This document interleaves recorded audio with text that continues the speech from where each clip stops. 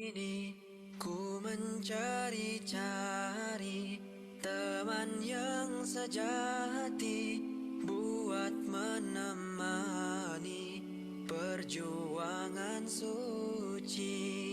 Bersyukur kini padamu ilahi, teman yang dicari selama ini telah ku temui.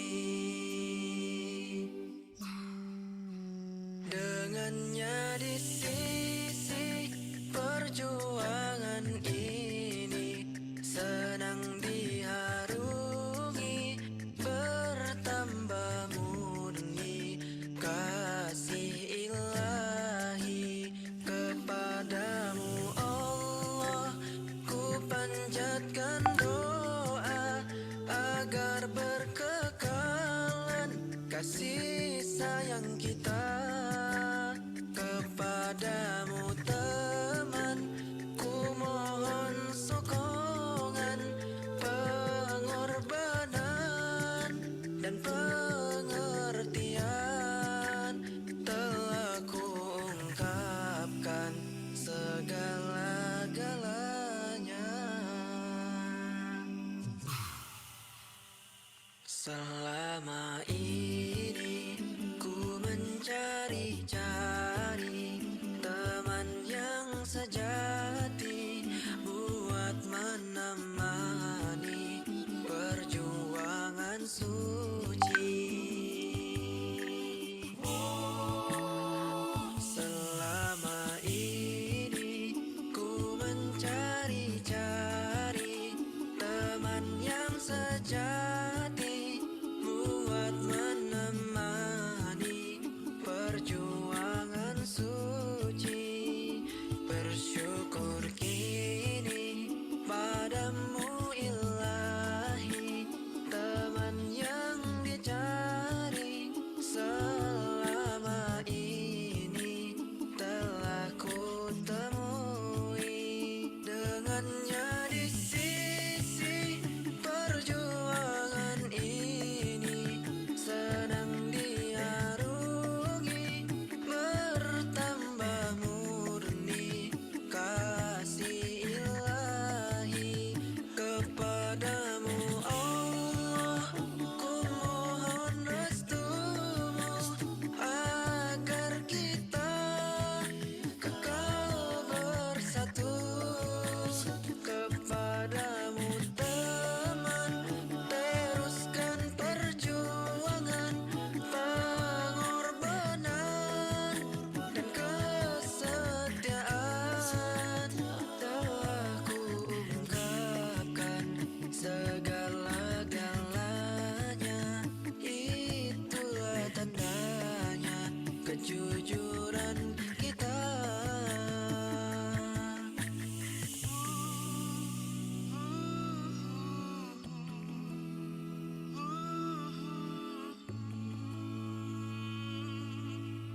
Ku mencari-cari teman yang sejati buat menemani perjuangan suci.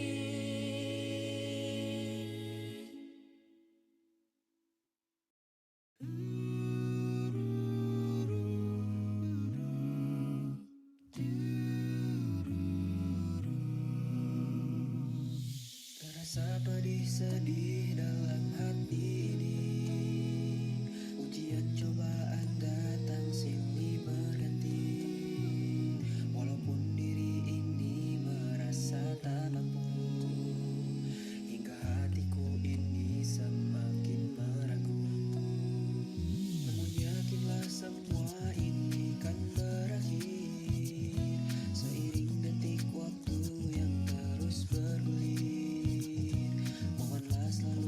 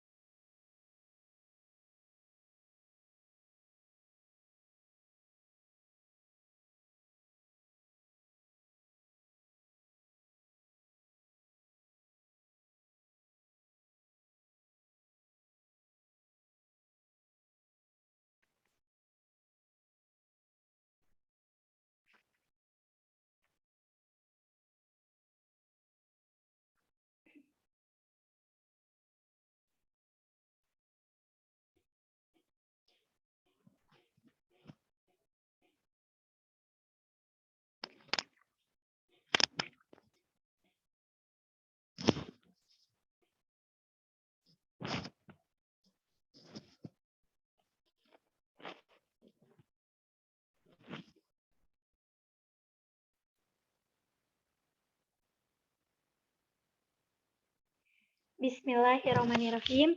Assalamualaikum warahmatullahi wabarakatuh.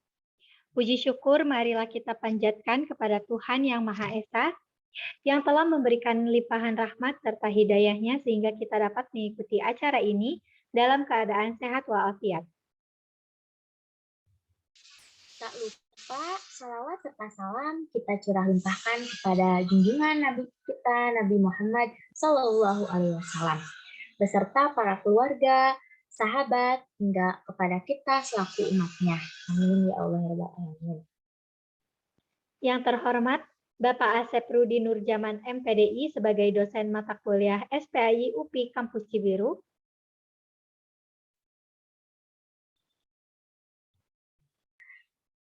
Tak lupa yang terhormat kepada seluruh panitia dan akang teteh partisipan.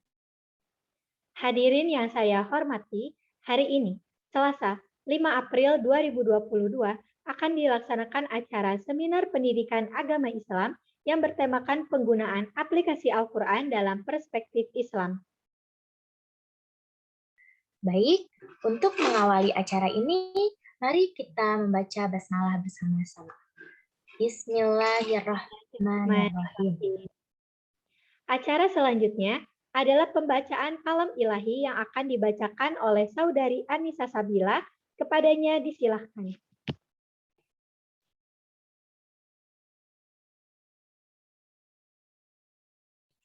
Baik. Assalamualaikum warahmatullahi wabarakatuh. A'udzu billahi minasy syaithanir rajim.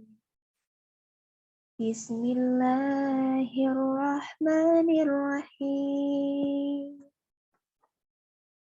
Am yaquluna iftarahu bal huwal haqq min rabbika litunzira qauman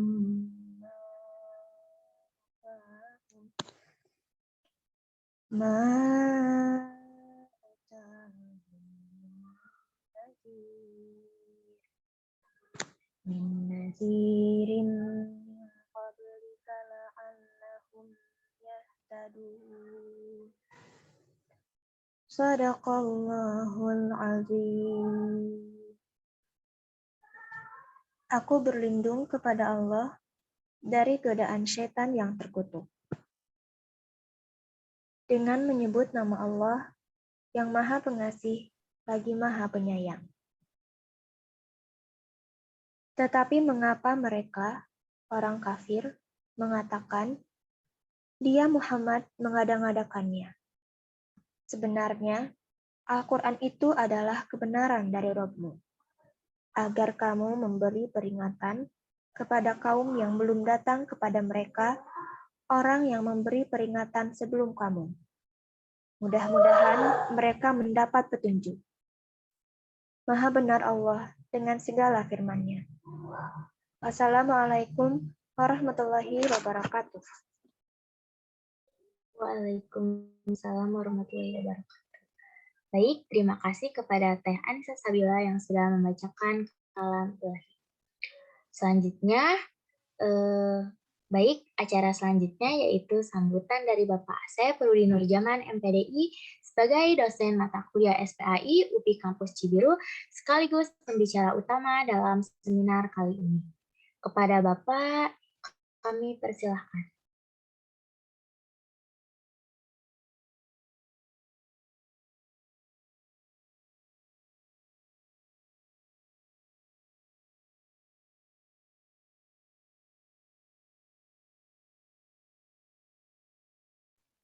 Baik Teh, sepertinya Pak Asep masih belum bergabung ke dalam Zoom ya, mungkin nanti akan memberi sambutannya di akhir saja. Baik, mungkin kita lanjut saja ke acara selanjutnya. Alhamdulillah acara pembukaan dan pembacaan kalam ilahi dan sambutan dari Bapak nanti di akhir telah selesai. Selanjutnya kita ke acara inti, acara yang sangat ditunggu-tunggu oleh peserta seminar kali ini. Tapi sebelumnya ada pepatah, tak kenal maka tak sayang. Izinkan saya memperkenalkan diri. Perkenalkan, Nama saya Riswati Asifa, dan yang membersamai saya, Teh Anti Mutmainah. Baik, salam kenal ya untuk Akang Teteh semua di sini. Mungkin kita sapa-sapa dulu ya Teh untuk partisipan yang ada di sini. Oke, mungkin di sini kita sapa siapa ya? Di sini ada Teh Dinda Rahma. Silakan memperkenalkan diri dengan menyebutkan nama dan asal instansinya. Ya, baik. Terima kasih, Teh Anti. Ya, sebelumnya perkenalkan, nama saya Dinda Rahma. Saya dari UPI Cibiru. Baik, salam kenal Teh Dinda. Kita lanjut. Mungkin Teh Riswati mau memanggil salah satu partisipan untuk memperkenalkan diri. Oke, baik. Di sini ada Teh Silviana Lilis. Halo, Teh Silviana Lilis.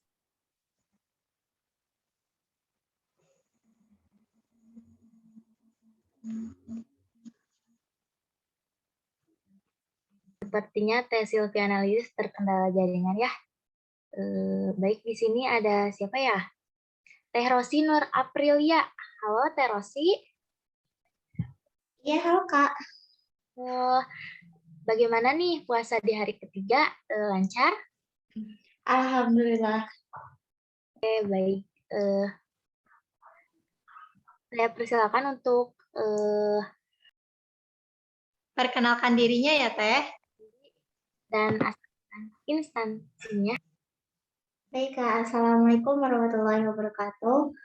Perkenalkan, saya Rasina Aprilia dari Universitas Asia Yogyakarta.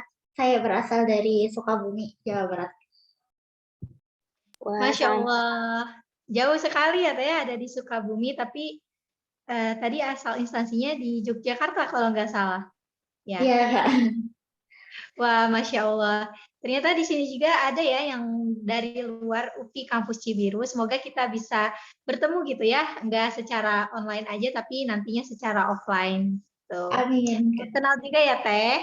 Iya, Teh. Oke, mungkin Akang Teteh kita cukupkan aja ya untuk menyapa Akang Teteh di sini. Mungkin nanti kita bisa sapa-sapa lagi di lain kesempatan. Baik, mungkin kita ke acara selanjutnya aja, Teh. Ya, betul. Acara selanjutnya. Jadi, seminar hari ini ada jargonnya, Teh. Wah, keren. Sepertinya jargonnya kira-kira gimana ya, Teh? Nah, seperti ini. Jika saya bilang Seminar Pendidikan Agama Islam 2022, teman-teman jawab, siap menuntut ilmu, Allahu Akbar. Wah, keren sekali jargonnya, Teh. Sepertinya kita coba bersama-sama, Teh. Oke, baik. Sudah tahu kan ya jargonnya? Sekarang mari kita coba ya jargonnya bersama-sama. Seminar Pendidikan Agama Islam 2022. Siap menuntut ilmu. Allahu Akbar. Wah, sepertinya ini masih ada yang belum on cam nih, Teh. Sepertinya kita ulang lagi deh untuk jargonnya dan harus lebih semangat ya, Kang Teteh semua. Oke, baik ya. Kita ulangi ya, Kang Teteh. Seminar Pendidikan Agama Islam 2022. Siap menuntut ilmu. Allahu Akbar. Oke, baik. Kita beranjak ya ke acara selanjutnya. Nah, tapi sebelumnya saya akan membacakan CV dari moderator pada sore kali ini. Kepada tim PDD.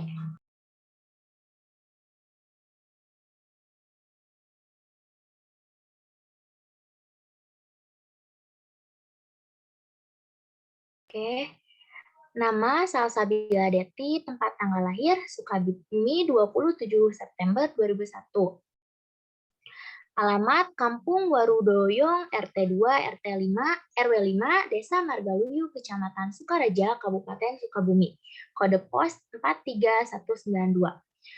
Riwayat pendidikan SD Negeri 1 Salawi, SMP Negeri 1 Sukaraja, SMA Negeri 1 Sukaraja, Universitas Pendidikan Indonesia Kampus Cibiru.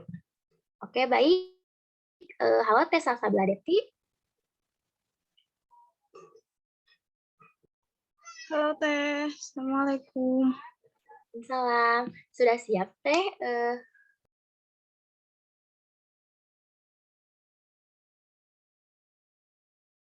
Oke, baik. Waktu dan media saya persilakan ya.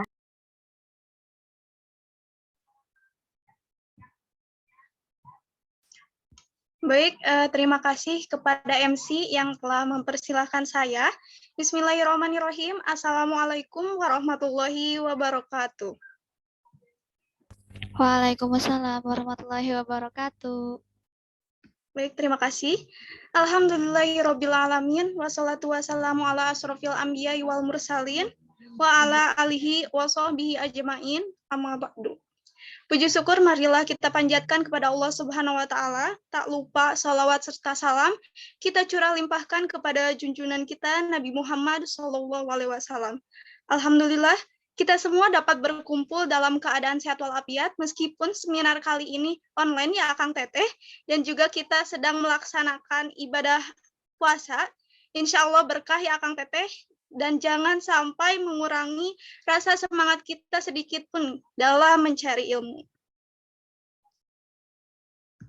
Baik, hadirin peserta seminar sekalian, langsung saja kita ke acara selanjutnya, di mana ini merupakan acara inti yang paling kita tunggu-tunggu ya Akang Teteh, yaitu penyampaian proposal atau mini riset dari pemateri. Namun sebelumnya saya ingin menyapa dosen dan peserta seminar pada kali ini, yang terhormat Bapak Asep Rudi Nurjaman MPDI, yang terhormat pemateri kita yaitu Alpira Oktavia Sapitri, Andriani Sapitri, Dwi Wulandari, Regina Nurul Sakinah, dan Pioreja Dwi Yunianti. Dan tidak lupa serta peserta seminar yang saya banggakan. Baik Akang Teteh, seminar pada sore ini mengambil tema penggunaan aplikasi Al-Quran dalam perspektif Islam. Maka dari itu kita membutuhkan informasi untuk menyamakan persepsi, dan itulah yang kita harapkan dari seminar kali ini. Baik, selanjutnya saya akan membacakan CV pemateri terlebih dahulu. Pemateri pertama, nama Andriani Sapitri, tempat tanggal lahir, Cilegon, 29 Desember tahun 2000, riwayat pendidikan, SD IT Anur, SMP IT Anur, SMAN Cikarang Pusat, dan UPI Kampus Cibiru. Moto hidup, jadilah lebih baik dari hari kemarin. Pemateri yang kedua, nama Alpira Oktavia Sapitri, tempat tanggal lahir Sumedang, 5 Oktober tahun 2002, riwayat pendidikan SDN Sayang, SMPN 1 Jatinangor, SMAN Jatinangor, UPI Kampus Cibiru. Moto hidup, berbuat baiklah tanpa perlu alasan. Pemateri yang ketiga, nama Dwi Wulandari, tempat tanggal lahir Bandung, 1 Maret tahun 2002, riwayat pendidikan SDN Cijambe 2, SMPN 50 Bandung, SMAS Karya Pembangunan 2 Bandung, dan moto hidup, lebih baik gagal setelah mencoba daripada gagal karena belum pernah mencoba. Pemateri selanjutnya, nama Regina Nurul Sakinah, tempat tanggal lahir Cimahi, 3 September tahun 2002, riwayat pendidikan SDN Cimahi Mandiri 4, SMP PGRI 1 Cimahi, SMK PGRI 1 Cimahi, dan moto hidup, hidup adalah pahatan yang kamu buat saat kamu membuat kesalahan dan belajar darinya. Pemateri yang terakhir, nama Pioreja Dwi Yunianti, tempat tanggal lahir Bekasi, 23 Juni 2002, riwayat pendidikan SD Islam Al-Munir, SMP Islam Al-Munir, SMA Muhammadiyah 9 Bekasi, dan moto hidup, di setiap ada kesulitan, pasti ada kemudahan. Selanjutnya, saya akan menyampaikan beberapa ketentuan acara inti ini. Penyampaian materi untuk setiap pembicara, saya beri waktu selama 30 menit. Selama pembicara menyampaikan materinya, peserta tidak diperbolehkan melakukan interupsi. Dan kemudian sesi tanya-jawab akan dibuka setelah pembicara menyampaikan materinya. Selanjutnya, saya persilahkan kepada pembicara atau narasumber kali ini untuk memulai sesi pematerian. Baik, dipersilahkan kepada narasumber. Baik, Assalamualaikum warahmatullahi wabarakatuh. Waalaikumsalam. Ya, terima kasih kepada moderator yang telah memberikan kesempatan kami memberikan pematerian. Sebelumnya boleh minta tolong untuk tim PDD menayangkan. Terima kasih. Kami dari kelompok 3, kelas 4F PGSD, selaku pemateri pada seminar kali ini, izinkan saya untuk memperkenalkan kembali pemateri seminar ini, yaitu saya, Andriani Safitri, kemudian ada rekan-rekan pemateri yang lain, Alvira Octavia Safitri, Dwi Wulandari, Regina Nurul Sakinah, dan Fioreza Dwi Yunianti. Topik yang akan kami bahas berkenaan dengan Islam dan teknologi. Lebih detail lagi, kami melakukan mini riset dengan judul Penggunaan Aplikasi Al-Quran dalam Perspektif Islam. Mengingat pesatnya kemajuan teknologi pada masa kini, terdapat berbagai aplikasi Al-Quran yang dapat diunduh pada gadget maupun handphone. Kami menyadari bahwasannya pengguna gadget sekitar kami tidak sedikit yang mengunduh dan menggunakan aplikasi Al-Quran di gadget yang dimilikinya. Karena itu, kami melakukan penelitian bagaimana perspektif Islam seperti hukum, adab, dan ketentuannya dalam menggunakan aplikasi Al-Quran. Boleh dilanjut slide-nya? Ya, terima kasih. Nah, sebelumnya saya ingin bertanya dulu nih, untuk mengecek juga semangat peserta-peserta yang ada di sini. Coba saya lihat, Teh Awalia, apakah bisa mendengar suara saya, Teh Awalia? Bisa, Teh. Nah, Teh Awalia, saya ingin bertanya, boleh? Siap, boleh. Apakah Teh Awalia nih memiliki aplikasi Al-Quran di HP-nya?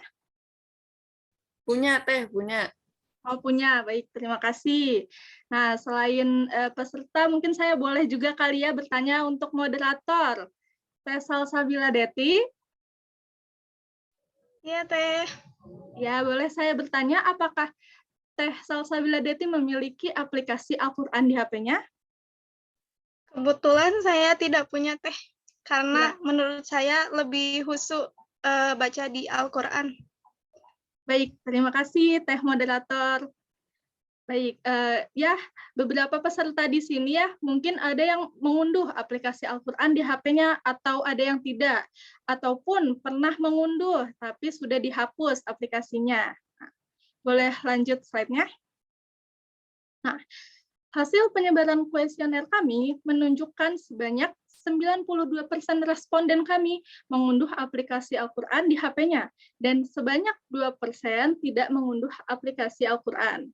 Boleh dilanjut? Nah, selanjutnya, seberapa sering sih responden kami membaca Al-Quran melalui aplikasi Al-Quran? Ditunjukkan ini hanya 4% saja yang sering membaca Al-Quran melalui aplikasi.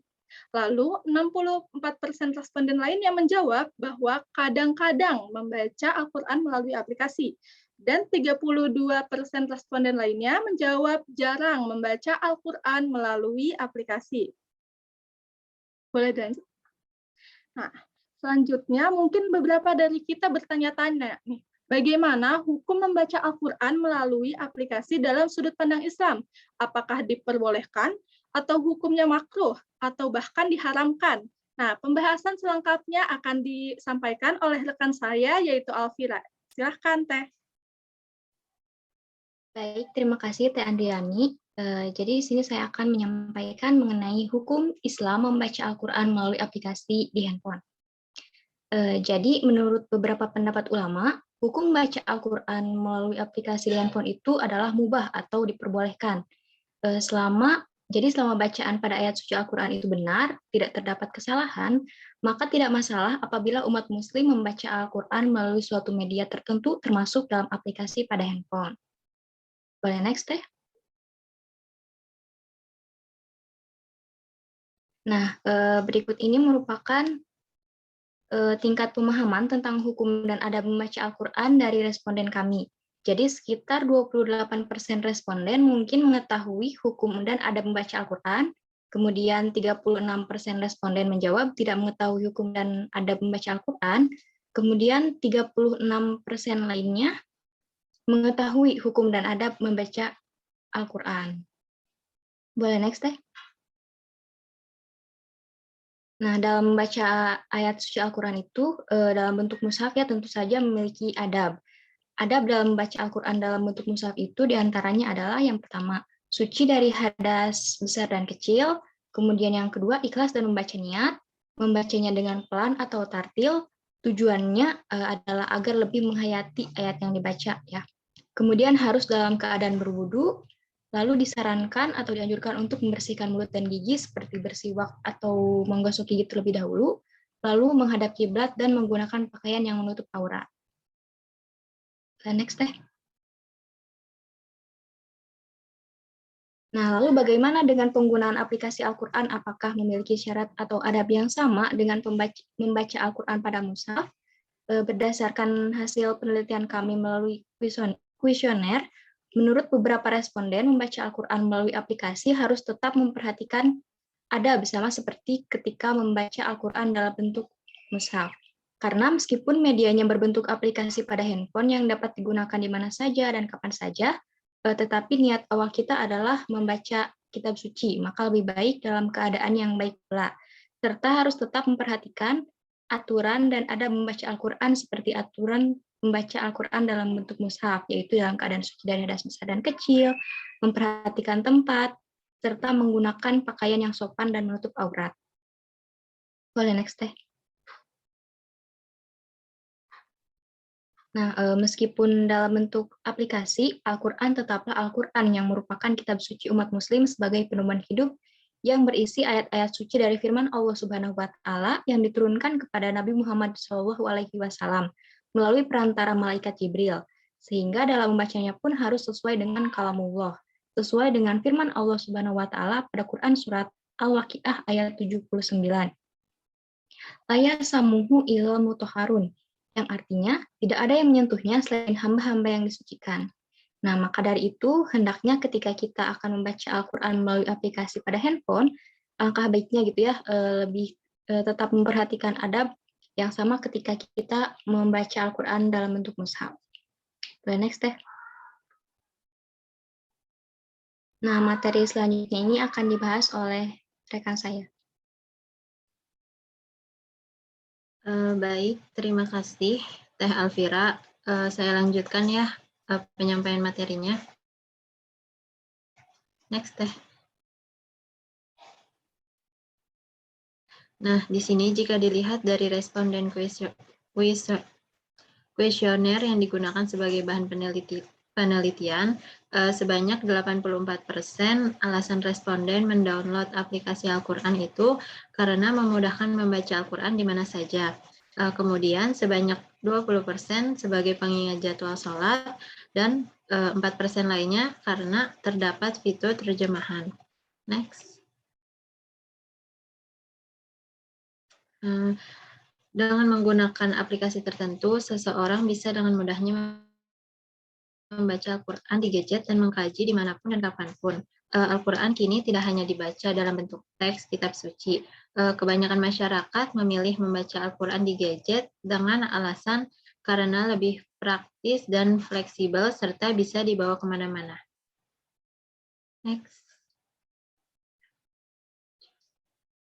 Selain praktis dan fleksibel, aplikasi Al-Quran ini juga memiliki beberapa fitur bermanfaat lainnya seperti yang pertama yaitu cara penyebutan lafaz yang menurut kita sulit. Kemudian ada fitur yang membuat kita dapat mendengarkan murotal Al-Quran dari para imam masjid yang terkenal dengan suara merdunya. Perkembangan zaman yang semakin maju didorong dengan majunya teknologi di dalam segala bidang tentunya akan memberikan gambaran bahwa Al-Quran digital di masa mendatang juga akan terus berkembang baik dari segi ragam, kualitas, dan kuantitasnya. Baik, next Teh. Baik, materi selanjutnya akan disampaikan oleh rekan saya. Terima kasih. Baik, terima kasih. Untuk selanjutnya ada materi tentang kecenderungan membaca Al-Quran di handphone dengan membaca Al-Quran dalam wujud mushaf. Next, Teh. Ya, adapun dari hasil kuesioner yang kami sebar mengenai perbedaan yang dirasakan ketika membaca Al-Quran melalui aplikasi dengan membaca Al-Quran dalam wujud mushaf, dapat kita lihat ya teman-teman pada diagram yang sudah ditampilkan di layar PowerPoint. Kita bisa lihat bahwa sebanyak 12% responden menyampaikan bahwa tidak adanya perbedaan saat membaca Al-Quran aplikasi dengan Al-Quran dalam wujud mushaf. Sedangkan dapat kita lihat kembali bahwa ada sebanyak 36% responden yang menyampaikan bahwa terdapat perbedaan yang dirasakan, yaitu dari segi kenyamanan mata saat membaca Al-Quran, baik dari Al-Quran aplikasi dan mushaf ini memiliki perbedaan dari segi kenyamanan mata saat membacanya. Lalu yang terakhir dapat kita lihat bahwa sebanyak 59% responden menyampaikan adanya perbedaan yang dirasakan, yaitu kekhusyuan membaca Al-Quran, di mana mungkin jika menggunakan Al-Quran aplikasi ini lebih sering terganggu oleh adanya beberapa notif. Next, Teh. Nah, yang selanjutnya ada kecenderungan membaca Al-Quran di handphone dengan membaca Al-Quran dalam wujud mushaf. Seperti yang kita ketahui bahwa media Al-Quran digital ini merupakan suatu perpaduan dari konsep teknologi dan juga religi. Sehingga diharapkan dengan adanya teknologi yang dipadukan dengan religi ini, maka dapat memudahkan manusia untuk semaksimal mungkin mengenal dan juga mendekatkan diri kepada kitab suci umat Islam tersebut. Adapun adanya Al-Quran berbentuk digital ini adalah salah satu wujud dari konsep Al-Quran mushaf atau Al-Quran yang berbentuk cetakan buku.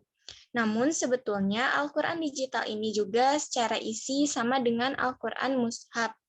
Sehingga dengan adanya Al-Quran digital ini membuat yang semula Al-Quran itu eksklusif dan mahal, dapat bertransformasi menjadi Al-Quran yang populer dan juga mudah didapati.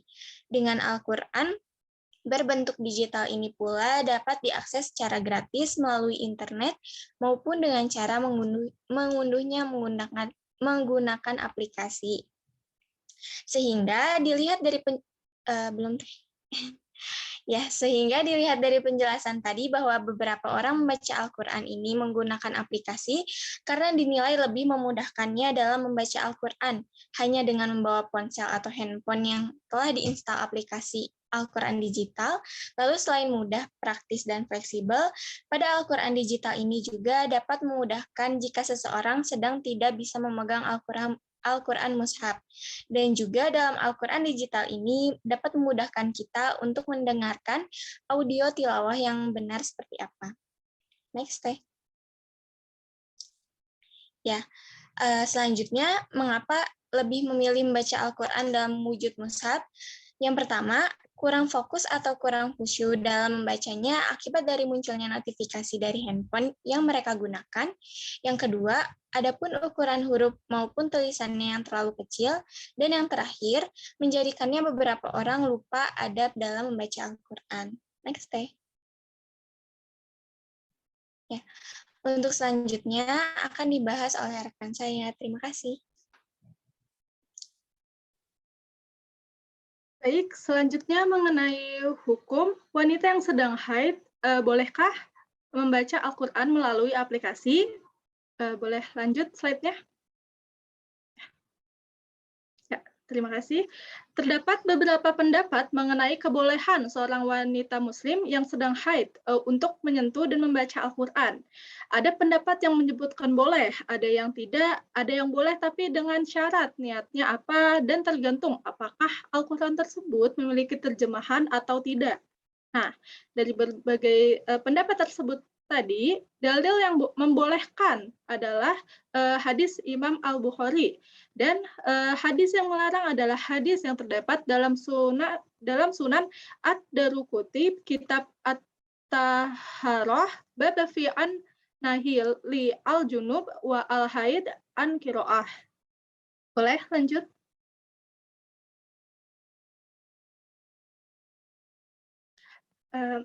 Hadis dari Imam Al-Bukhari memacu atau berpatok pada kegiatan haji yang menjelaskan bahwa Rasulullah bersabda, ini adalah sesuatu yang telah ditetapkan Allah atas kaum wanita dari anak keturunan Adam. Lakukanlah sebagaimana apa yang biasanya dilakukan oleh orang yang haji, hanya saja kamu tidak boleh tawaf di Baitullah hingga bersuci. Nah, lalu apa nih hubungannya haji dengan membaca Al-Quran? Nah, dalam permasalahan membaca Al-Quran dalam keadaan haid, melalui hadis tersebut, Imam Al-Bukhari berpendapat bahwa wanita haid dan juga termasuk wanita junub diperbolehkan membaca Al-Quran. Karenanya, zikir dan doa dalam rangka ibadah haji pun dibolehkan, sehingga membaca Al-Quran dengan niat berzikir juga diperbolehkan. Selain Al-Bukhari, ulama lain yang memperbolehkan membaca Al-Quran dalam keadaan haid adalah Abdullah bin Abbas, Ibrahim An-Nakhai, dan At-Tabrani.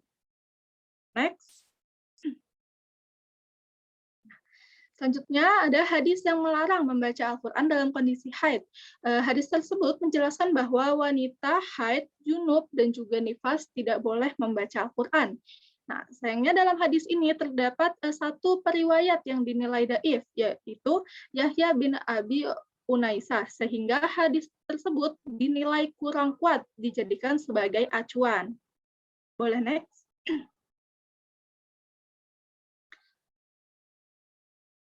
Terdapat juga pandangan yang mendukung kebolehan wanita yang sedang haid membaca Al-Quran, tergantung pada kondisi dan niatnya. Banyak wanita yang menjadi guru Al-Quran atau penghafal Al-Quran. Jika membaca Al-Quran dilarang, maka akan banyak hal yang terbengkalai dan juga agar hafalan Al-Quran tersebut senantiasa terjaga. Nah, berbagai pendapat tersebut juga berlaku sama untuk membaca Al-Quran melalui aplikasi Al-Quran. Boleh lanjut slide-nya? Ya, terima kasih. Nah, hal ini juga sejalan ya dengan beberapa responden yang menyebutkan bahwa salah satu kelebihan aplikasi Al-Quran yaitu kelebihannya saat haid bisa membaca atau agar praktis dan bisa dibaca ketika sedang haid, dan juga ketika haid bisa membuka ayat Al-Quran yang ingin dicarinya. Dan juga dapat menjaga hafalan. Boleh dilanjut slide-nya? Ya teman-teman, jadi sekiranya hukum membawa selanjutnya hukum membawa HP atau handphone yang terunduh aplikasi Al-Quran ke kamar mandi akan dijelaskan oleh rekan saya Regina. Baik, terima kasih. Sebelumnya, apakah suara saya terdengar? Terdengar, Teh. Baik, terima kasih. Saya akan melanjutkan pemaparan mengenai hukum membawa gadget yang terunduh aplikasi Al-Quran ke kamar mandi atau tempat yang kotor begitu atau bernajis. Menurut responden kami, dari 100% responden, 28% mengatakan bahwa tidak boleh membawa gadget yang teraplikasi Al-Quran ke kamar mandi, dan 72% mengungkapkan bahwa boleh membawa handphone yang terunduh aplikasi Al-Quran ke kamar mandi. Next.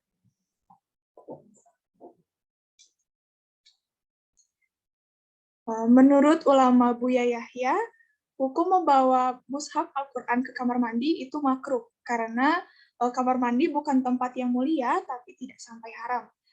Sebagai seorang muslim yang baik, kita harus menghindari hal-hal yang makruh.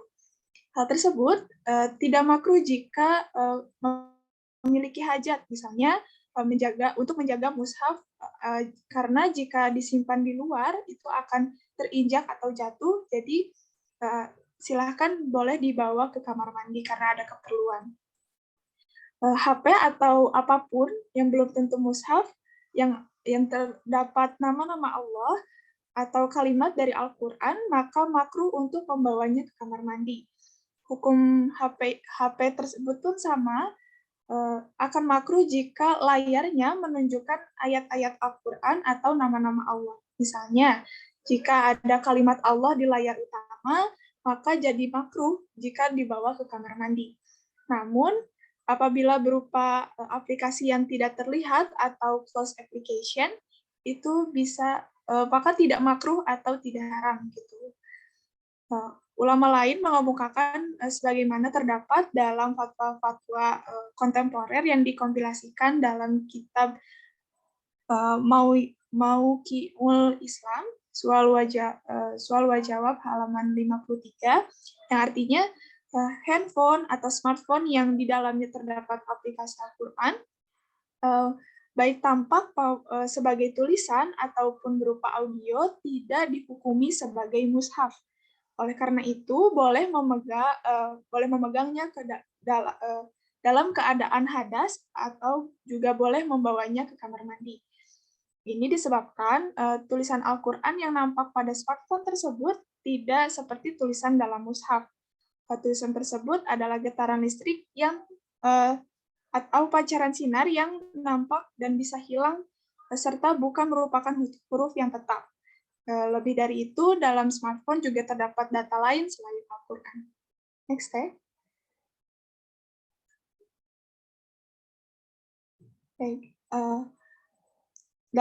dari pendapat ulama tersebut, ada yang berpendapat makruh dan ada yang berpendapat boleh. Akan tetapi sebagai muslim yang baik, kita lebih baik untuk berhati-hati dalam melakukan segala aktivitas. Alangkah lebih baik jika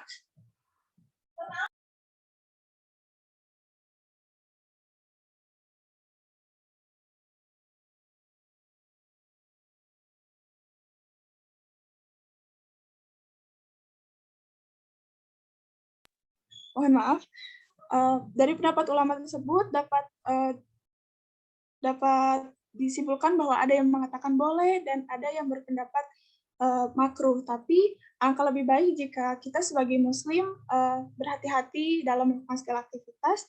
Jadi angka lebih baik jika kita tidak membawa ponsel ke kamar mandi gitu, karena terlepas dari adakah aplikasi Al-Quran ataupun tidak. Next, karena mau bagaimanapun gitu ya, kamar mandi itu merupakan tempat kita membersihkan najis dan sebaiknya kita tidak berlama-lama di kamar mandi. Jadi sebaiknya tidak membawa ponsel ke kamar mandi jika tidak ada hajat atau keperluan mendesak. Next. Sekian pemaparan materi dari kelompok kami. Mohon maaf jika terdapat kesalahan dan kekurangan dalam pemaparan kami. Wabillahi taufiq wal hidayah. Wassalamualaikum warahmatullahi wabarakatuh. Dikembalikan ke moderator.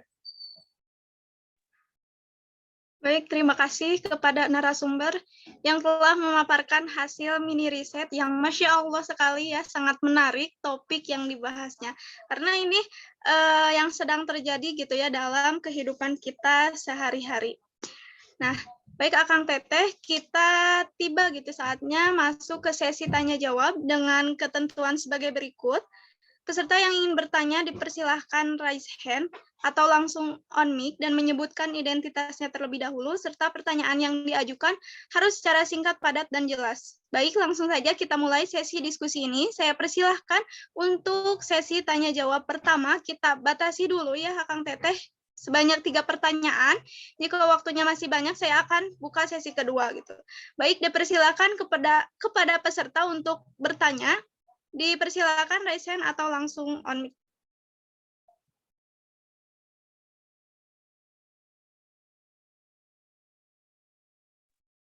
Baik, di sini sudah ada 3 penanya ya. Yang pertama itu ada Teh Pania. Mangga kepada Teh Pania, dipersilahkan. Baik, terima kasih kepada moderator. Perkenalkan, nama saya Fania Solistiani Putri. Saya izin bertanya, setelah tadi dijelaskan oleh pemateri mengenai kelebihan ataupun kekurangan Al-Quran di dalam HP, nah, pertanyaan saya, dengan kemajuan zaman yang sudah memudahkan kita untuk melakukan ibadah seperti membaca Al-Quran yang kini dapat dengan mudah kita lakukan hanya dengan melalui aplikasi saja. Namun, apakah sama pahala membaca Al-Quran melalui HP atau aplikasi dengan Al-Quran berbentuk mushaf? Mungkin segitu saja. Terima kasih. Baik, terima kasih Teh Pania. Boleh pertanyaannya untuk ditulis ya di kolom chat. Selanjutnya di sini ada Teh Silviana Lilis. Kita tabung dulu ya Akang Teteh. Kepada Teh Silviana Lilis dipersilahkan. Baik, Ibu Moderator, terima kasih atas kesempatannya. Saya Silviana Lilis, izin bertanya. Sebelumnya mohon maaf, izin off cam karena untuk kelancaran jaringan. Jadi pertanyaan saya singkat saja ya. Jadi kan seiring dengan perkembangan zaman dan teknologi yang sekarang itu begitu pesat ya, apakah nanti di masa depan eksistensi Al-Quran dalam wujud mushaf akan dikalahkan dengan aplikasi Al-Quran sehingga masyarakat cenderung membaca melalui aplikasi dibanding mushaf? Itu bagaimana ya?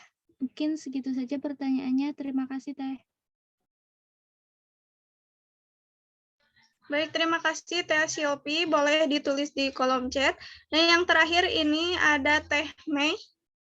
Mangga dipersilahkan kepada Teh Mei. Baik, terima kasih Teh Moderator. Saya izin bertanya. Di zaman sekarang, masyarakat terutama generasi milenial gitu ya kan lebih menyukai bermain gadget dan jarang atau bahkan sama sekali tidak pernah membaca Al-Quran. Nah, seringkali alasannya pun beragam gitu ya. Salah satunya adalah tidak ada waktu luang karena sibuk bekerja ataupun belajar. Pertanyaan saya adalah, bagaimana pandangan kelompok 3 untuk mengatasi masalah tersebut? Sekian, Teh. Terima kasih. Baik, terima kasih Teh Mei. Teh Mei boleh ditulis ya di kolom chat pertanyaannya. Untuk pertanyaan Teh Pania, apakah dari kelompok penyaji akan menjawabnya sekarang? Bagaimana? Oke, berarti langsung saja ya. Kepada Teh Dewi, dipersilahkan untuk menjawab pertanyaan dari Teh Pania. Baik, terima kasih kepada moderator yang sudah mempersilahkan saya untuk menjawab pertanyaan dari Teh Fania. Saya langsung jawab saja ya mengenai pertanyaan yang disampaikan oleh Teh Fania tadi. Mengutip dari penjelasan Ustadz Abdul Somad ya dalam video yang beliau unggah di kanal YouTube-nya, bahwa beliau menyampaikan bahwa pahala membaca Al-Quran ini bukan dilihat dari di mana ayat-ayat suci ini dibaca, melainkan dari lafal yang diucapkan dari mulut dan hatinya. Beliau juga mengatakan bahwa melihat mushaf atau melihat handphone dan melihat dinding yang bertuliskan bacaan ayat-ayat suci Al-Quran, pahalanya bukan dilihat dari di mana kita membaca Al-Qurannya, tetapi yang dilihat adalah lafaz di mulut dan di hati. Yang dilihat juga adalah lafal ucapan yang fasih dan ada tahsil dan tajwidnya. Maka dari itu pahala yang didapatkan bukan dilihat dari di mana Al-Quran itu dibaca, tetapi dilihat dari lafal ucapan yang keluar dari mulut dan keikhlasan hatinya yang membacanya. Mungkin sekian, terima kasih. Baik, terima kasih kepada Teh Dewi ya. Jadi kesimpulannya, membaca Al-Quran itu bukan pahalanya bukan dari di mana kita membacanya, tetapi bagaimana lafal dan hati kita saat membaca Al-Quran tersebut. Baik, selanjutnya dari kelompok penyaji, apakah ada tambahan untuk menjawab pertanyaan Teh Fania? Baik, kepada Teh Alpira dipersilahkan. Ya, baik. Terima kasih, moderator. Saya Alfira Oktakia izin menambahkan jawaban dari Teh Dwi tadi ya. Benar kata Teh Dwi tadi, pahala dan keutamaan membaca Al-Quran dari aplikasi sama dengan membaca Al-Quran menggunakan mushaf langsung gitu. Itulah salah satu kemudahan di masa sekarang ya, di mana seseorang yang ingin membaca, mendengarkan, ataupun mempelajari Al-Quran dengan mudah bisa melalui handphone dan media lainnya. Karena pahala dalam membaca Al-Quran itu didapatkan bukan dari di mana ayat tersebut dibaca, melainkan dari diri kita sendiri apabila kita menjalankannya dengan khusyuk, ikhlas, serta tidak terdapat kesalahan dalam membacanya ataupun tidak terdapat kesalahan pada ayat pada aplikasinya, maka pahala yang didapat adalah sama, baik menggunakan aplikasi ataupun membacanya langsung dari mushaf. Mungkin seperti itu dari saya, Teh. Terima kasih. Baik, terima kasih Teh Alpira. Ya, Masya Allah sekali jawaban-jawabannya. Adakah yang ingin menambahkan kembali? Saya hitung sampai 5 ya, Kang Teteh. 1, 2, 3, 4, 5. Tidak ada ya, Kang Teteh. Dicukupkan saja. Bagaimana Teh Pania, apakah sudah cukup untuk jawabannya? Sudah, Teh. Terima kasih, teman-teman. Baik, terima kasih kembali. Selanjutnya ada pertanyaan dari Teh Silviana Lilis. Kepada kelompok penyaji, mangga dipersilakan untuk menjawab pertanyaan dari Teh Silvi. Sudah ada Teh Andriani, mangga dipersilakan kepada Teh Andriani. Ya, terima kasih moderator. Baik, saya akan menjawab pertanyaan dari Teh Lilis ya. Menurut saya, meskipun teknologi semakin maju sehingga kita dapat lebih cepat dan lebih praktis untuk membaca ayat suci Al-Quran, contohnya melalui aplikasi ya. Nah, terdapat perbedaan nih antara membaca Al-Quran melalui aplikasi dan juga melalui Al-Quran dalam wujud mushaf. Ya, misalnya perbedaan dari perasaan ataupun kekhusyuan yang didapat dengan membaca Al-Quran dalam wujud mushaf. Seperti yang sudah kami paparkan sebelumnya ya, sebagian besar responden kami merasa kurang khusyuk dan juga sulit fokus jika membaca Al-Quran di aplikasi. Karena itu menurut saya, masyarakat akan cenderung dan lebih sering membaca Al-Quran dalam wujud mushaf dibandingkan dengan Al-Quran dalam bentuk aplikasi. Seperti itu, terima kasih. Baik, terima kasih Teh Andriani atas jawabannya. Bagaimana dari kelompok penyaji, apakah ada tambahan?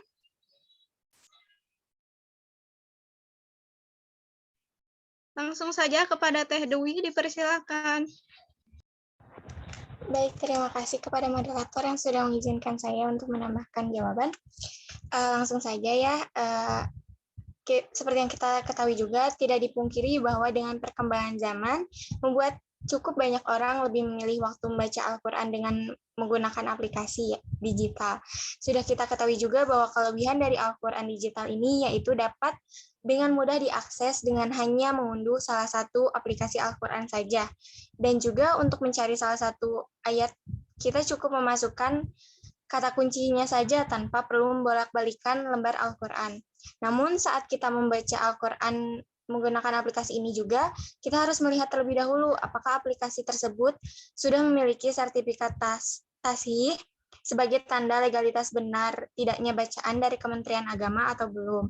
Sehingga jika ke depannya aplikasi Al-Quran semuanya sudah memiliki sertifikat legalitas, tidak menutup kemungkinan orang-orang akan lebih banyak membaca Al-Quran dalam bentuk aplikasi. Mungkin sekian, terima kasih. Baik, terima kasih Teh Dewi atas tambahan jawabannya. Bagaimana dari kelompok penyaji, apakah ada tambahan?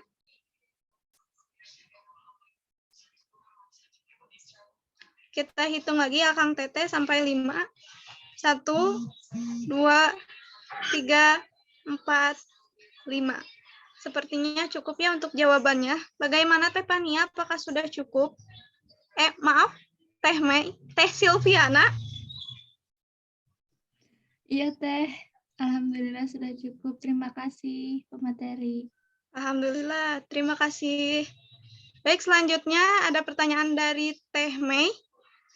Bagaimana kelompok penyaji? Langsung saja untuk dijawab pertanyaannya. Dipersilakan kepada Teh Regina. Mangga. Baik, terima kasih atas kesempatannya. Untuk pertanyaan Teh Mei ini, yang pertama itu kita harus tetap membiasakan diri ya, karena jika tidak dipaksakan itu tidak akan terbiasa gitu. Jadi memang untuk mengawali sesuatu yang baru itu pasti sulit, namun bukan artinya tidak mungkin. Jadi jika kita ingin membiasakan diri untuk rajin membaca Al-Quran, tentu harus dimulai dulu. Pertama itu harus memulai dulu, gitu, baru bisa istiqomah gitu. Lalu yang lainnya kita bisa menyediakan Al-Quran khusus, misalnya Al-Quran yang memiliki desain yang cantik, mungkin jadi kita lebih termotivasi atau lebih lebih semangat gitu ketika membaca Al-Quran, ataupun jika kesulitan kita bisa menggunakan aplikasi Al-Quran yang terakreditasi gitu. Lalu selanjutnya itu kita harus mempelajari dulu gitu, mengenali keutamaan membaca Al-Quran dan Al-Quran itu sendiri.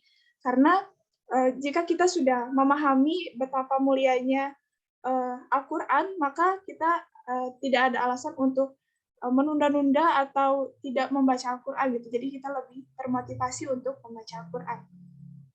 Selanjutnya itu mengambil pelajaran dari orang-orang yang dekat dengan Al-Quran. Misalnya kita bisa mempelajari hikmah apa yang didapatkan gitu ya dari orang yang sudah rutin membaca Al-Quran, dan kita bisa belajar darinya. Misalnya jadi kepribadiannya jauh lebih baik, keimanannya jauh lebih baik, dan kita bisa menjadikan hal tersebut menjadi motivasi. Selanjutnya itu tentu saja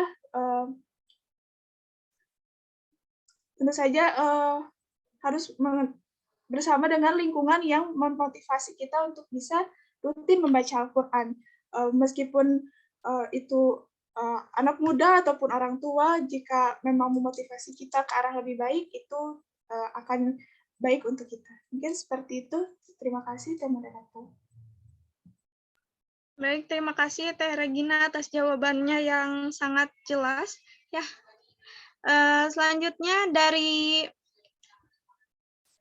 materi, apakah ada penambahan jawaban?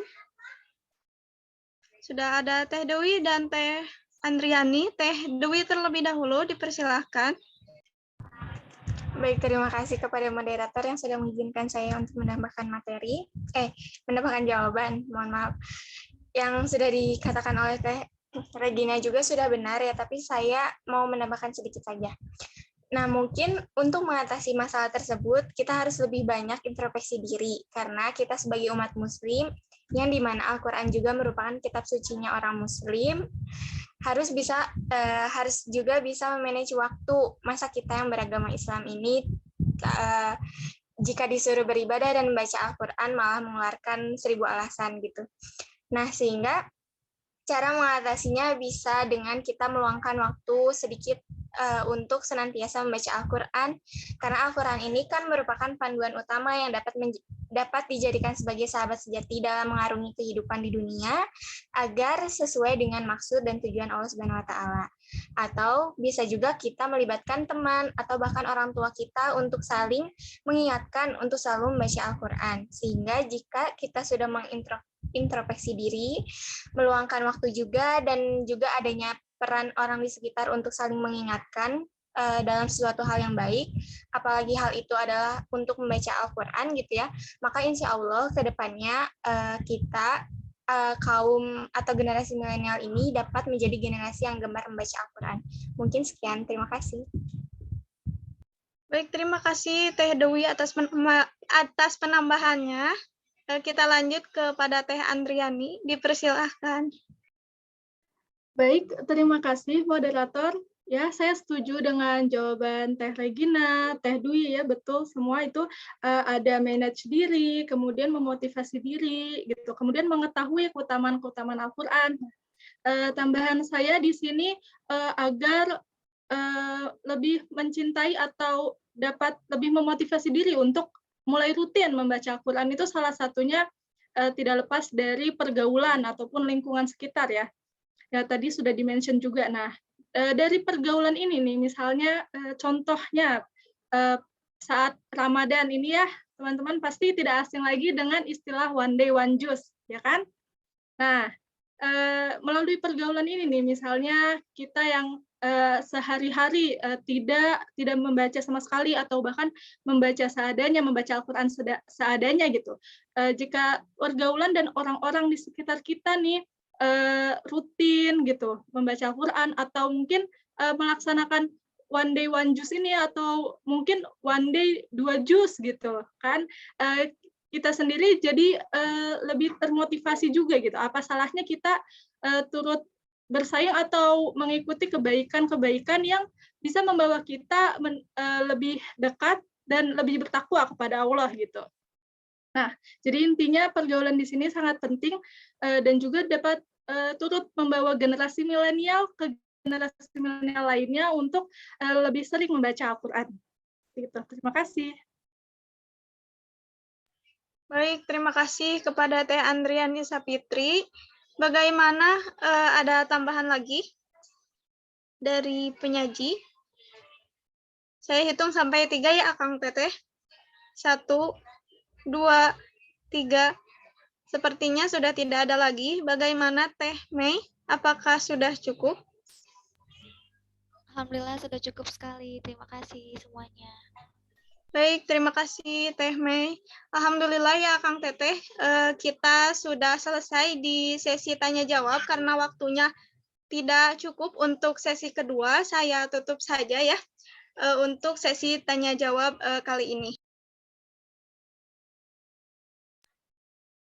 Hadirin sekalian, demikianlah acara seminar kali ini yang membahas tema penggunaan aplikasi Al-Quran dalam perspektif Islam. Sebelum sesi ini kita akhiri, saya akan mencoba menyimpulkan hasil seminar kali ini. Jadi, seperti yang kita ketahui bahwa zaman semakin maju dan berkembang, segala sesuatunya pun semakin dipermudah oleh adanya perkembangan zaman ini. Salah satu contoh dari kemajuan zaman yang berkembang, yaitu adanya suatu aplikasi Al-Quran yang dapat memudahkan kita untuk bisa membaca Al-Quran di mana saja dan kapan saja. Al-Quran berbentuk aplikasi ini merupakan perwujudan lain dari konsep Al-Quran yang selama ini hanya tersedia dalam bentuk cetakan buku, namun dari segi isinya tidak ada perbedaan. Isi Al-Quran baik dalam bentuk cetakan buku dan aplikasi ini tidak ada yang dirubah. Walaupun demikian, dalam membaca Al-Quran, aplikasi ini diperbolehkan, namun harus memperhatikan adab-adab dalam membaca Al-Quran. Membaca Al-Quran melalui aplikasi harus tetap memperhatikan adab yang sama seperti ketika membaca Al-Quran dalam bentuk mushaf.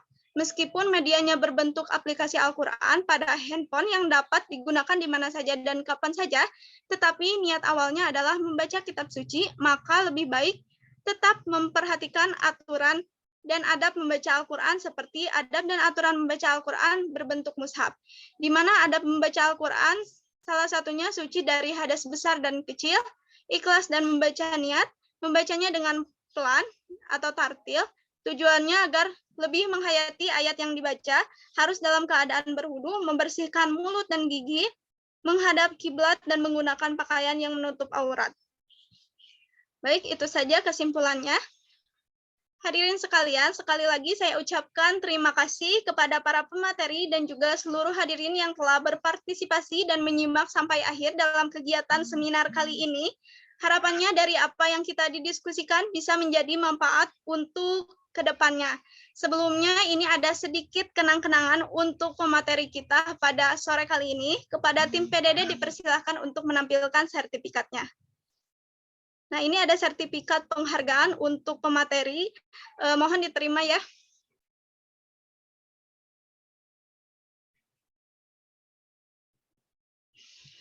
Terima kasih tim PDD. Baik, karena acara diskusi kali ini sudah selesai, saya Salsabila Deti sebagai moderator pamit undur diri. Nah, ada sedikit pantun nih, sarapan Indomie, siangnya makan bubur. Siangnya makan bubur ketan. Cukup sekian, semoga bertemu dalam seminar lainnya. Maaf ya Kang Teteh, tidak nyambung gitu ya pantunnya.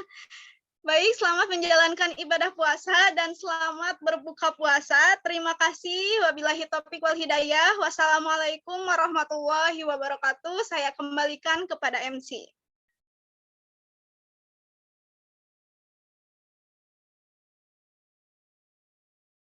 Waalaikumsalam warahmatullahi wabarakatuh.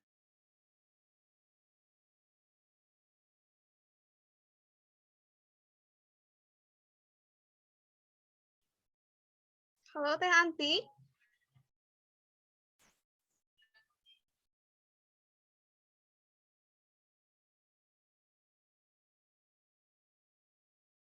Ya, silakan lanjutkan. Apakah terkendala sinyal?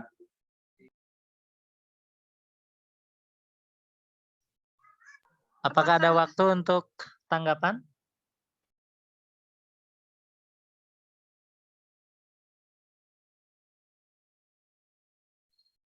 Sepertinya ada, Pak. Selanjutnya kita ke tanggapan dari Bapak. Dipersilahkan, Bapak. Ya, bismillahirrahmanirrahim. Suara Bapak jelas ya? Jelas, Pak. Maaf, sebelumnya Bapak menyimak secara off-cam.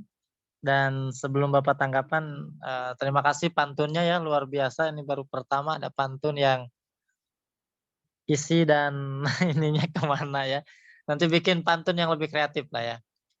Ya, pantunnya. Nah, baik, tanggapan terkait aplikasi Quran ya. Ini memang penting hari ini di masa dan di zaman yang digitalisasi.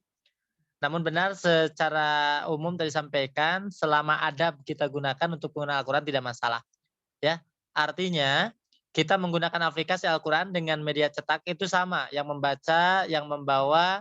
Namun ketika kita menggunakannya, adab-adab dalam baca Al-Quran itu tetap harus kita gunakan. Yang tadi dijelaskan. Namun ada satu hal fenomena yang menarik, yakni bagaimana penggunaan aplikasi Quran ini dalam bentuk dari nada dering. Nah ini hati-hati sahabat. Ini jangan sampai kita gunakan nada dering Quran, terlebih memotong di tengah-tengah ayat. Nah ini yang tidak diperbolehkan. Istimewa para ulama, ini akan merusak makna Quran. Kalau menggunakan aplikasi Quran secara nada dering. Kan suka ada ya, ketika kita ada WA masuk atau ada telepon, bunyinya suaranya itu adalah potongan ayat Quran. Nah ini hati-hati. Apalagi HP-nya dibawa ke WC misalkan, tiba-tiba nyala. Maaf-maaf ya.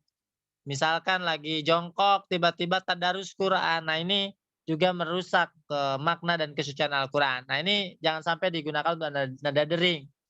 Baik itu Quran maupun lafaz-lafaz zalalah atau lafaz-lafaz Allah, lafaz-lafaz yang memiliki kesucian.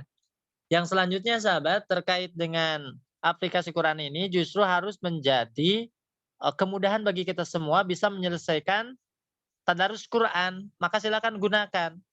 Karena yang mendengarkan dan yang membaca itu sama pahalanya. Artinya kalau kita tidak mampu membaca satu juz dalam satu hari, kenapa tidak kita nyalakan HP kita untuk tilawatil Quran satu juz per hari. Dan kita simak, kita dengarkan. Karena yang membaca dan mendengarkan sama. Dan itu sangat memungkinkan bagi kita untuk khatam Quran. Dengan simaan, dengan mendengarkan ya. Jadi gunakan aplikasi ini bahkan kalau bisa 24 jam misalkan ya. Teh Dwi, Teh Regina misalkan, nih males nih baca Quran, udahlah mendengarkan aja. Maka diputar saja 30 juz. Ya, dimanapun kita berada, di tempat-tempat yang baik tentunya, maka itu sama, kita khatamul Quran dengan mendengarkan Quran. Ya, maka ini sebagai bentuk kemudahan adanya teknologi aplikasi dalam Quran. Dan untuk tanggapan, semakin hari pematerian sudah menunjukkan semakin percaya diri ya, sudah menguasai dalam artian seperti ini seminar, cara menjelaskan, cara memberikan kesempatan pertanyaan. Hanya mungkin tanggapan masukan harus bisa lebih aktif dari segi audiens, bisa menambahkan, bisa juga menyanggah sebetulnya. Jadi tidak hanya bertanya saja, tolong aktif. Partisipan yang lain bisa membantu jawab, partisipan yang lain bisa menguatkan, partisipan yang lain bisa menyanggah bahkan. Ini akan lebih seru nanti dalam seminar. Jadi tidak hanya samina saja mendengarkan watona dan mengikuti, selesai.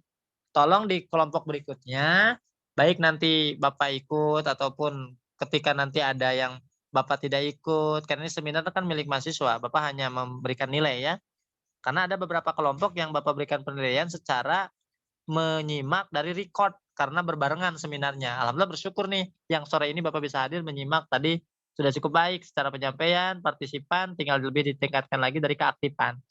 Mungkin itu saja sahabat, lakukan yang terbaik karena ini cuma satu kali dalam satu semester ini, setiap kelompoknya kebagian satu kali, maka show your good performance, artinya tunjukkan penampilan yang terbaik, kompakan yang terbaik, tentunya kerjasama dengan penyelenggara juga dengan baik.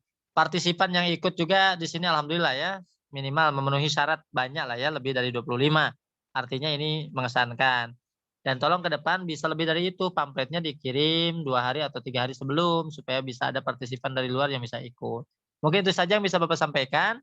Sedikit mengingatkan untuk kegiatan Sospro waktunya hanya tinggal beberapa hari lagi. Tanggal 10 sudah ditutup. Maka nanti yang lebih dari tanggal 10 mungkin ada pengurangan nilai untuk Sospro pengganti UTS-nya. Silakan secara mandiri, kreatif, dan segera melaporkan kegiatan Sospro-nya. Karena ini Sospro berlaku di pekan 8 dan 9. Terima kasih sahabat atas waktu dan kesempatan. Sehat selalu, selamat melaksanakan ibadah puasa yang ketiga atau mungkin yang keempat ya, ada yang hari Sabtu mungkin. Terima kasih. Assalamualaikum warahmatullahi wabarakatuh. Waalaikumsalam warahmatullahi wabarakatuh. Baik, terima kasih kepada Bapak, kepada pemateri dan juga kepada moderator yang sangat luar biasa memandu diskusi pada hari ini. Baik, sebelumnya ada sedikit kenang-kenangan untuk Bapak Asep Rudi Nurjaman MPDI. Silakan untuk tim PDD untuk menampilkan sertifikatnya. Baik, Bapak, ini sedikit kenang-kenangan dari kami. Mohon diterima ya, Pak. Ya, terima kasih. Ya, terima kasih. Ya, baik, Pak. Sama-sama. Selanjutnya ada kenangan-kenangan juga untuk Teh Salsabila sebagai moderator pada kesempatan kali ini. Kepada tim PDD dipersilakan untuk menampilkan sertifikatnya.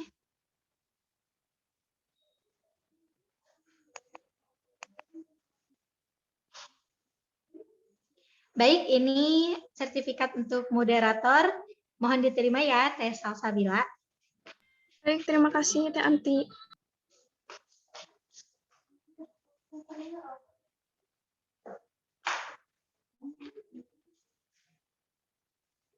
Baik, Akang Teteh, tidak terasa ya kita sudah di penghujung acara.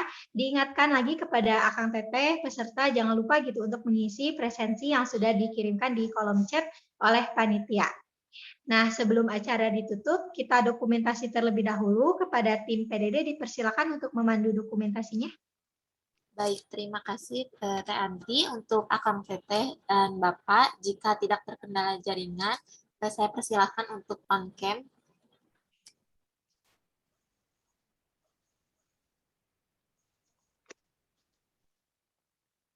Baik, mungkin sepertinya Akang Teteh terkendala jaringan gitu ya. Saya mulai untuk sesi dokumentasinya. Seperti biasa, 2 kali foto Akang Teteh. Foto pertama, 1, 2. Ya, silakan lanjut. Ya, baik Bapak. 1, 2. Oke, 1 kali lagi. 1, 2. Oke, terima kasih Akang Teteh. Dikembalikan lagi kepada Teh Anti. Baik, terima kasih tim PDD yang telah memandu dokumentasi. Mungkin kita tutup saja ya kegiatan hari ini dengan mengucapkan hamdalah bersama-sama. Alhamdulillah. Alamin. Baik, saya Anti Mutmainah dan rekan saya Rizwati Asifa selaku MC pamit undur diri. Mohon maaf jika masih banyak kekurangan dan kesalahan. Semangat terus Akang Teteh semua. Selamat menunaikan ibadah puasa dan selamat berbuka puasa nantinya, jaga kesehatan juga. Jangan lupa presensinya juga Kang Teteh, kami pamit undur diri. Semoga bisa bertemu kembali di seminar selanjutnya. Jazakumullahu khair. Wabillahi taufiq wal hidayah. Wassalamualaikum warahmatullahi wabarakatuh. Waalaikumsalam warahmatullahi wabarakatuh. Terima kasih.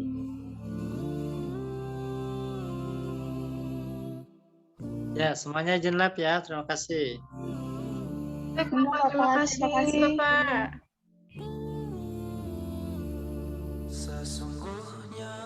Di mute.